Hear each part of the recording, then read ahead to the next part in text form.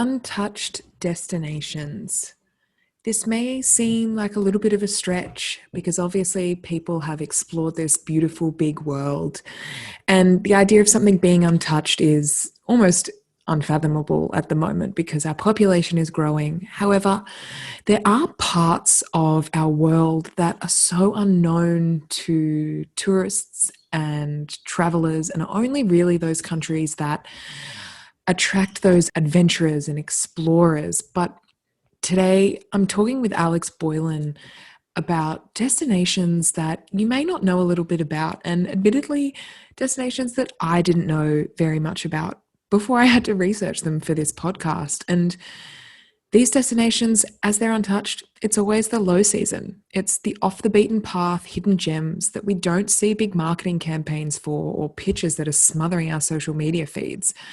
Traveling to unknown destinations that don't often have much interpretation or trails or directions or signs can be intimidating. And as tourists, we do come to rely heavily on those things to be able to travel, like having the menus being in English or having Wi-Fi connection to have access to a map.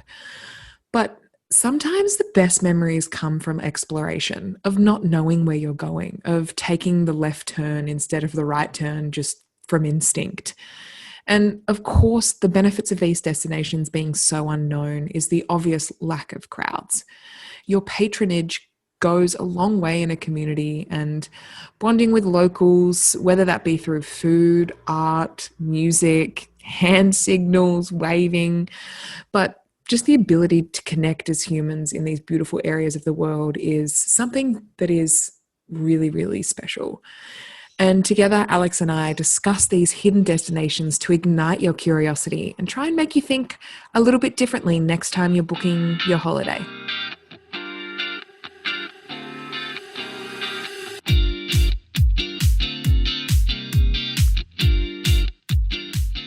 The first destination that Alex and I discussed today is Guyana, a small country on the North Atlantic coast of South America.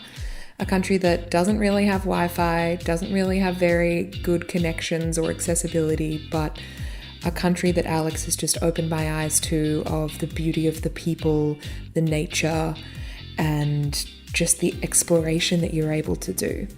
I want to jump straight into it because we really get deep. Enjoy.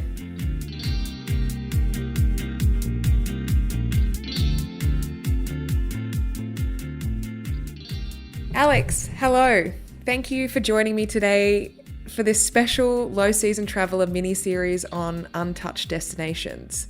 Firstly, how are you and where are you at the moment? I am doing fantastic. Thanks for having me here.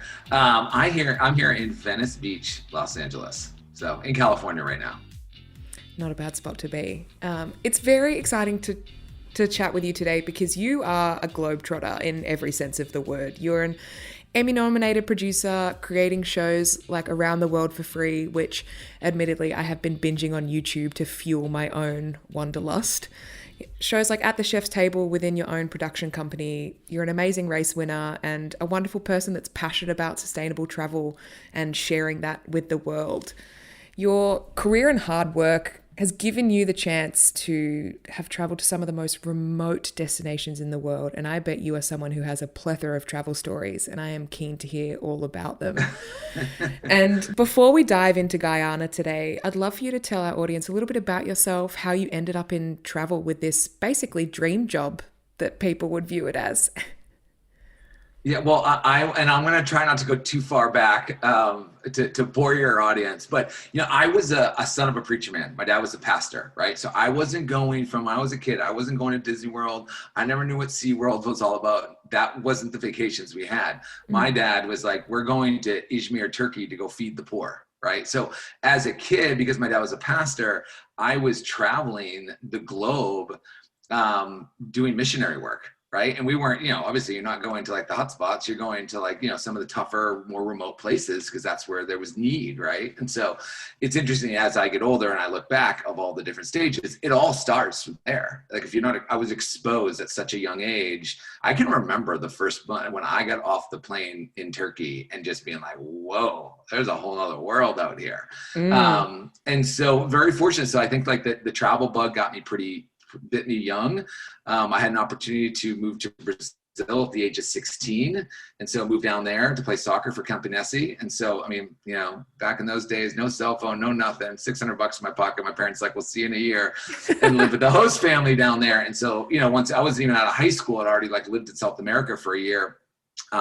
Which obviously that opens up your horizons. And then college, I spent a semester working over in Munich, Germany. And then after college, I was a business, an international business student. So like I was kind of being groomed for this business world that I thought I was supposed to do. And took a first job in Boston. Hated the job. Like I was like crunching numbers behind a computer, and I was sitting there being like, oh my gosh, like I can't do this for the rest of my life. There's no way I can do this for the rest of my life, right? Yeah. And so I quit that job, and it was a great job. I mean, financially, quit the job. My parents were like, what are you doing? One-way ticket, St. John in the islands, and just started tending bar for a year just to kind of get away. I was like, this is not the path I'm supposed to be on. I knew it. And that was the smartest, best decision I ever made. I was like 22 years old. So young, had time to figure things out. And when I was down there, like, analyzing my life and what do I want, I love travel. And I literally like the stroke of God, like touching me. Reality TV just came out then. So Survivor was the only thing on television from a reality perspective, maybe like Real World.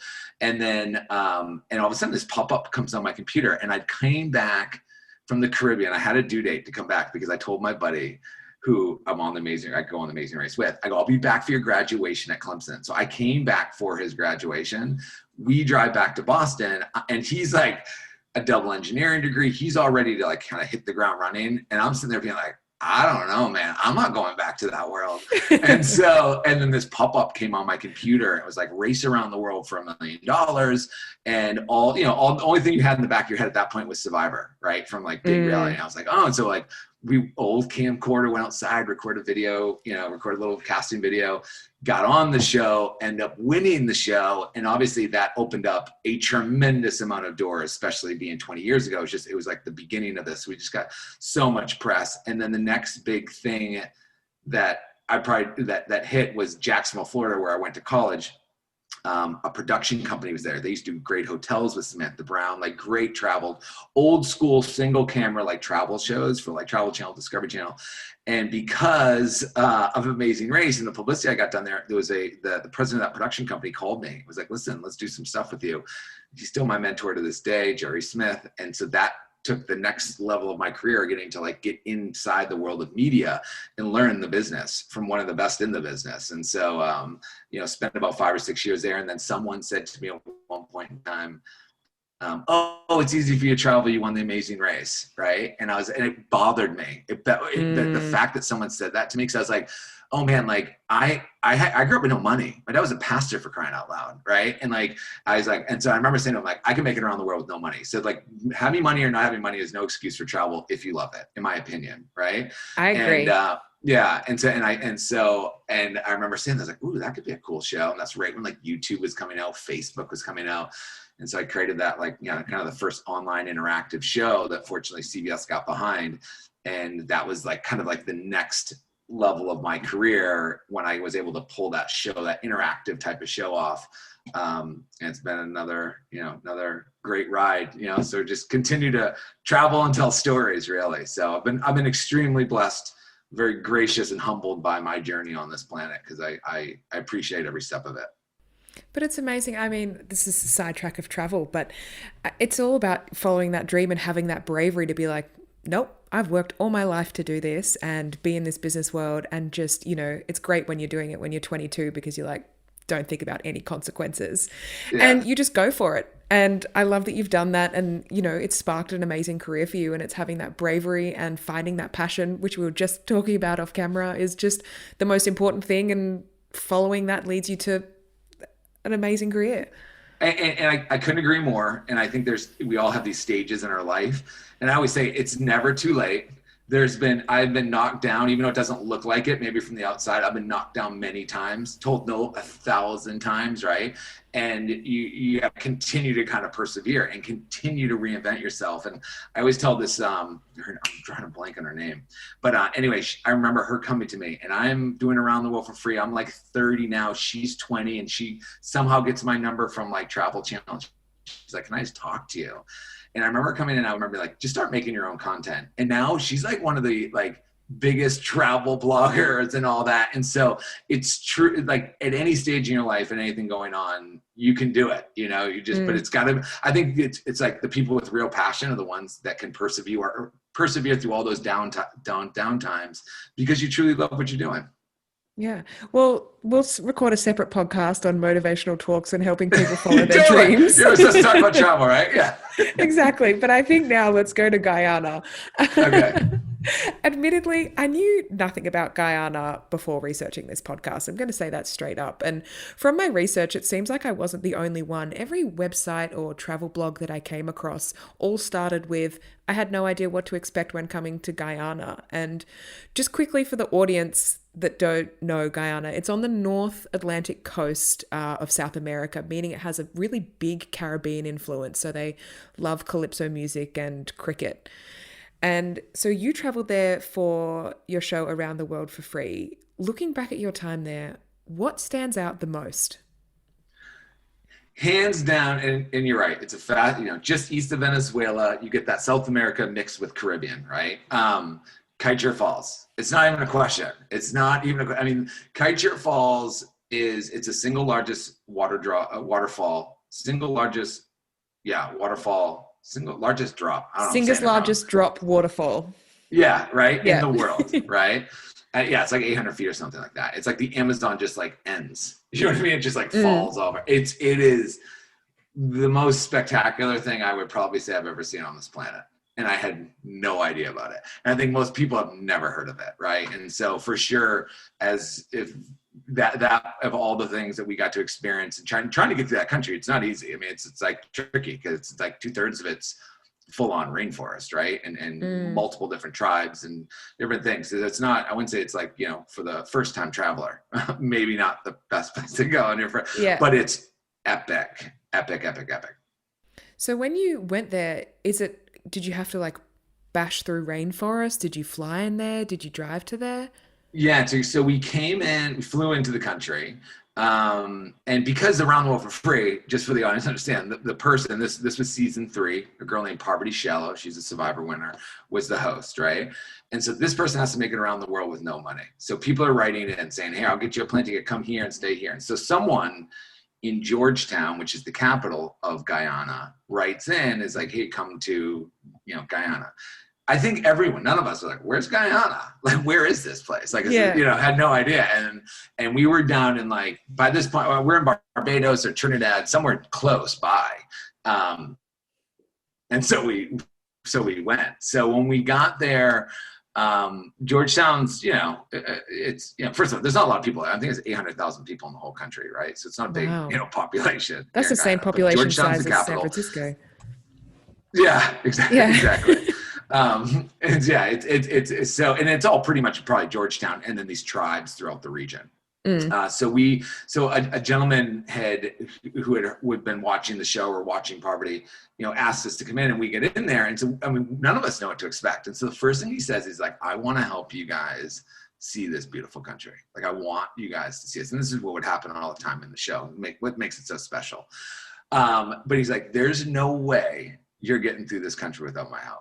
That's literally what he said to us. He's like, there's just no way. He goes, it's just a challenging, like, where to go. Like, unless you're like you got months and months of travel and you want to I don't know. So fortunately we had this like baseline with this gentleman who knew the country, had connections, and was able to help us navigate where to go, and had friends in different pockets to kind of get us through the country, because we kind of like made our way all the way down into Brazil from there. So we went through I had to bail halfway through it, but the crew made it all the way through.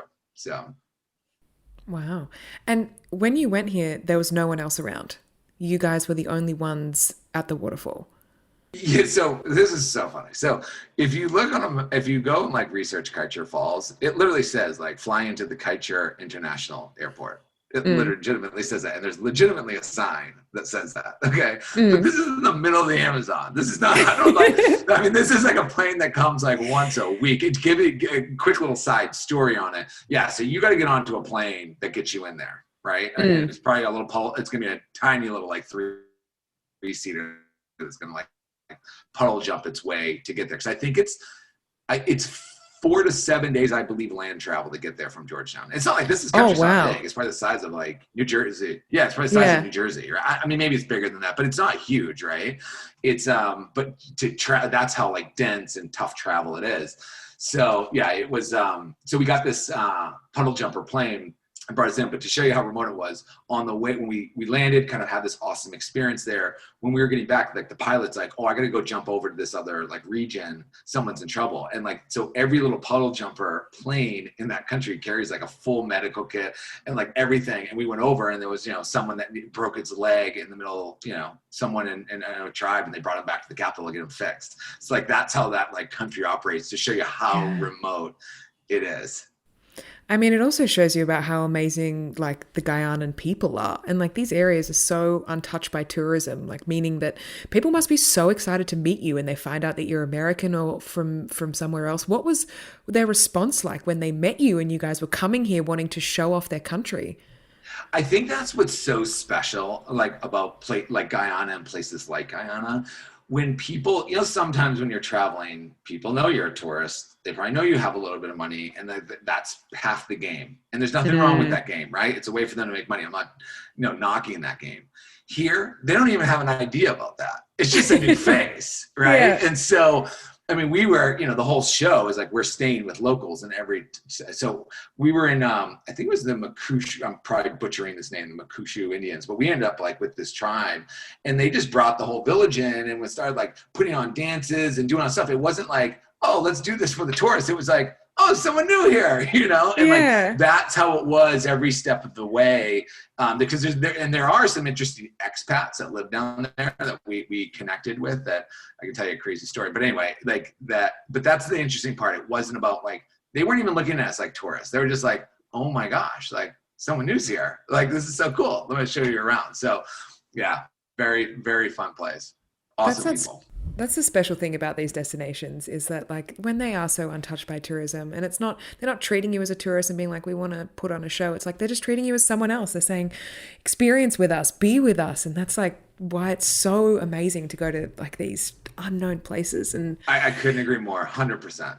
yeah, and something I read as well all about Guyana is that it seems that people go there to really disconnect from the world. And people and travelers may see it as an annoyance, but a lot of Guyana does not have internet access, or their Wi-Fi is just like non-existent and it takes like 20 minutes to upload a photo. And knowing this when coming to Guyana seems really important. You're not having Google Maps at your fingertips or anything like that. And this is more a general question, I guess, about travel, but Guyana prompted it. And so many people can be glued to their iPhones now, and not having that connection to the internet can be so freeing. And how important do you think it is to have that connection with a destination when you don't have all this media and everything around you? You just have to be there in the moment. I miss the days when that was like I do. Like I'm old enough to know I used to travel. We didn't have cell phones; it wasn't a thing. Mm, And there's for sure you're going to connect with the people, and your experience is going to be highly enlightened and highly much more engaging than when you're like stuck. So I mean, I love being disconnected so much. I mean, I created a show called Digital Detox. There's a whole documentary we did. We mm. took these millennials to Thailand. So I'm a huge proponent of that. Anyway, so yeah, it's so you're 100% off the grid. So you're like living. Like you're a living life. When I was down there, and I can't remember exactly what region I am, but I definitely saw Kaicher. I'm in a couple different villages. And this is before I left from Georgetown. Okay. And this guy who had kind of connected all these routes for us to get through the country. And so I was worried about going. I almost didn't go because I was like, listen, I have to get back to LA to a meeting, right? The crew's got Mm. this, they'll get it through.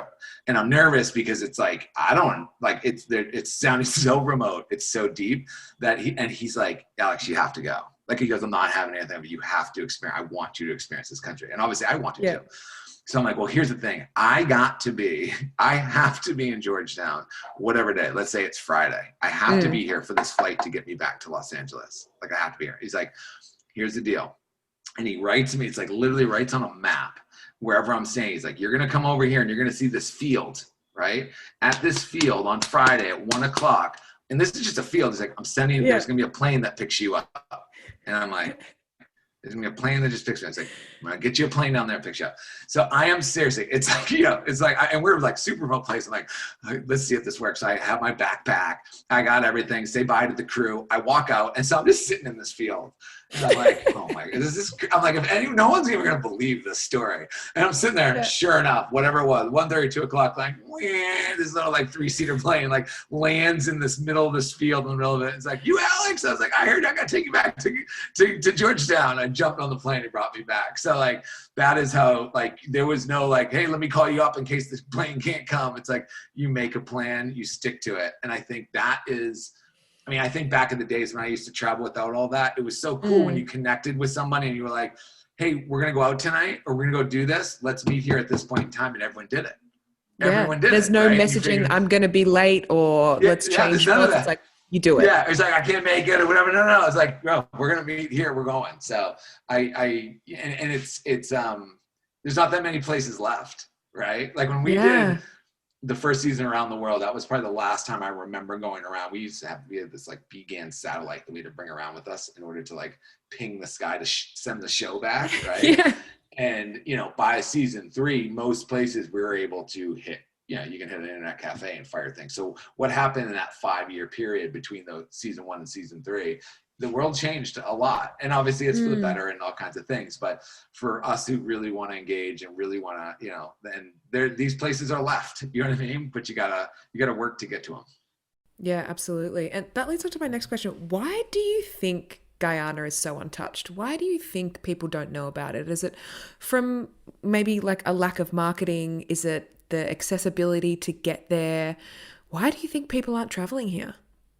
That's a great question, right? It's a great question. I don't know, because you're right next to Venezuela, right? Yeah. So the Caracas, big city, which everyone goes to. Totally, yeah. And so it's not your I think there might be, it's not like Georgetown's it's a couple things. If you're looking for that, like, oh, I want to be on like that perfect beach, because it is coastline there, and I wouldn't say it's like, if you want to sit with Mai Tai, you know what I mean, with like the perfect palm tree, I don't know if that's like the place to be, right? You go to Barbados, right? And so that probably hurts it a little bit. And I think the average traveler, unfortunately, is probably scared to go too far off the grid, right? Yeah. Which is just the facts of it all. And then, but one type of tourist goes down there. You know who it is? I never did. Bird watchers. It's like the capital of bird watching. Really? Yeah, and I had no idea. So you'll find these like people, and they're just by themselves in the middle of the Amazon with like lenses, big photo lenses, and so like hardcore bird watchers. I believe Guyana is like one of the best spots in the world. I think there's like 800 species of birds. They have that it's called the cock of the rock. It's like that bird. It's a very rare bird with like this whole thing on top. So like if you're into birds, which I had no idea that was like such a big piece of tourism or travel. Yeah. Like that is what you would see down there. Like people would like get lost trying to, snag pictures of these birds that aren't anywhere else in the world. And I guess the birdwatching community is also very communicative in itself, because obviously I did so much research on Guyana and I did not come across birdwatching as a thing. To be fair, I'm not on any birdwatching forums or anything like that. So to be fair, I haven't heard of it. But it's interesting that that's not advertised. That wasn't in blogs that I read. It wasn't even on their national website at all, as birdwatching is a thing. So I guess it's just those little communities that have to spread the word themselves. And clearly the birdwatching community has done that. Yeah, maybe the birdwatching community keeps it like tight-lipped. I don't know. It's like, don't let the cat out of the bag, Yeah. I want to ask a little bit about Georgetown, the capital city. It seems pretty interesting because there seems to be a national park right in the middle of it. And does that mean that wildlife is everywhere? And I know it might seem like a pretty naive question, but people think the same about Australia. They're like, oh, there's snakes and spiders. I'm like, no, we're a metropolitan city, you know, we can survive. But in Georgetown, are there animals running around? And I know that they have the big giant animals like the giant otter and the giant anteater. Is Georgetown a capital city that you think of as a classic capital city, or are there warthogs running around? What's it like? I wouldn't say like Georgetown was awesome, right? I didn't, you know what I mean? I wouldn't say it was like, what I remember is these like massive tides, like mile long tides, on the coastline. Yeah. I mean, and I do remember walking around because they had like this like wild park zoo kind of thing in like the middle. Like I remember that, like walking around it. But I didn't see any. I was looking for that like massive like anteater or like that huge. They have a couple like animals there that are like super rare. We kept wanting to see it. Never saw that. So, but I mean, I'm trekking through as soon as you get. I mean, Georgetown's it's not a typical like. Yes, it's the capital, so there's streets and there's stuff, but it's not. It's, you know, it's Guyana's capital. There's not a lot like to it. You know what I mean? Yeah. I mean, okay, cool. You got a supermarket, you got some stuff going on, but it's not like, I don't think people are, yeah. I didn't stay, I mean, we stayed in this guy's house that kind of set the whole thing up for a couple of days. And I definitely remember it was also interesting because there's a lot of Hindu and a lot of Buddhism there, and which I wasn't expecting. You know, Yeah, quite interesting. South America, and I don't know if it was just because it was that guy's family. I just remember I'm like, huh. So there's definitely some influences that are there. I don't know where they come from, right? Because you think South America, you think Catholic, right?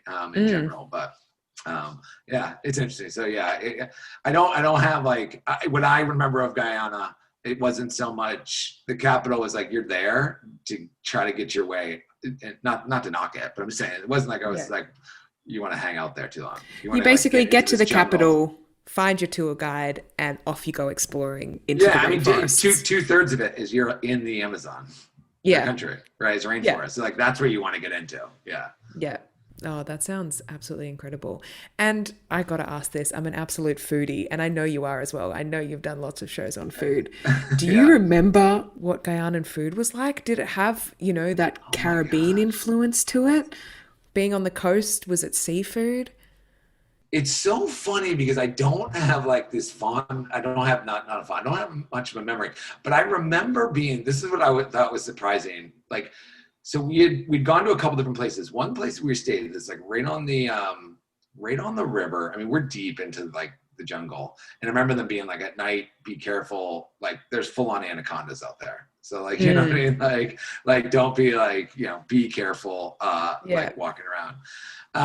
And I remember eating really well. Like I remember like having like sitting there and having a gin and tonic and just being like, I'm in the middle of nowhere sipping on a gin and tonic. And so like at this, it was like this full eco resort. Like the water was coming out of the like Amazon River and got like went through. Wow. So everything was like self-sustaining. And we were like out there.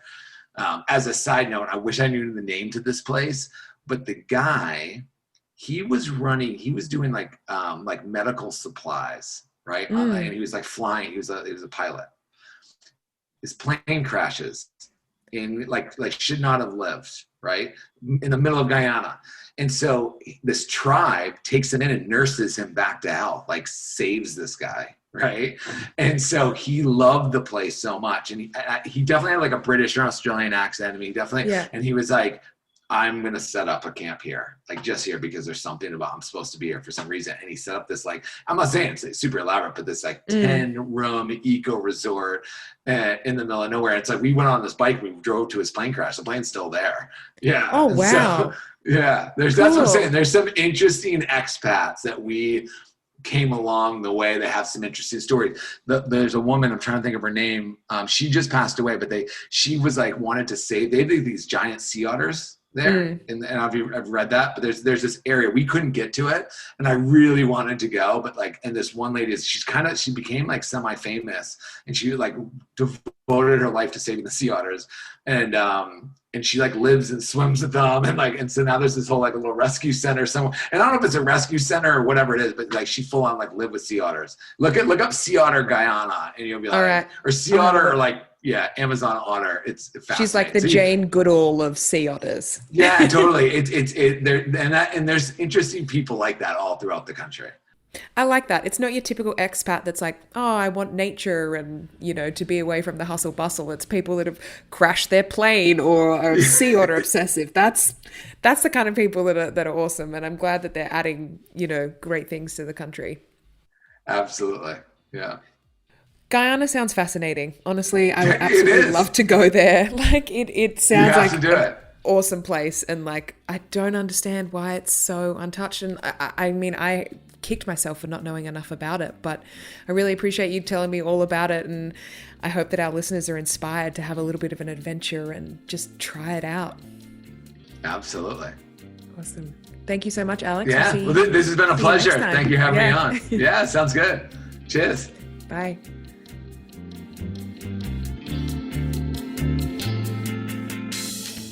Join us again next time when Alex and I discuss Dominica, a small island in the Caribbean, but one that isn't known for its beaches. Thank you for listening. If you have any feedback or destinations you would like to hear more about, message us on our social channels @LowSeasonTraveler. Keep your travel dreams alive, and more now than ever, travel is better without the crowds.